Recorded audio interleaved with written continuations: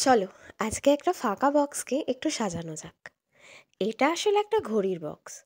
অনেক দিন ফাঁকা পড়েছিল, কারণ আমরা যেই জিনিসটা যেখান থেকে নিই সেই জিনিসটা সেখানে রাখার অভ্যাস আমাদের কারোরই নেই। ঘড়ি একবার পরার পর থেকেই সেই ঘড়ি এখানে সেখানে যেখানে ইচ্ছা রেখে দিচ্ছি। তাই ভাবলাম বক্সটা ফাঁকা না রেখে এর উপরে কিছু আঁকিবুকি করে অন্য কোনো কাজে লাগানো যাক। যাই ভাবনা তাই কাজ। তাই ঝটপট 5 মিনিটে একটু আঁকিবুকি করে নিলাম। এখানে আমি অ্যাক্রিলিক কালারের অনেকগুলো শেড ইউজ করেছি কালার করার জন্য। আর যে ডটগুলো দেখতে পাচ্ছ সেগুলো আমি দিয়েছি মান্ডালা আর্টের টুল দিয়ে। এই কাজটা করতে আমার হার্ডলি 5 মিনিট সময় লেগেছে। সেই মোমেন্টে আমার মাথায় যা এসছে তাই ছেপে দিয়েছি আমি, কোনো ভাবনা চিন্তা ছাড়া।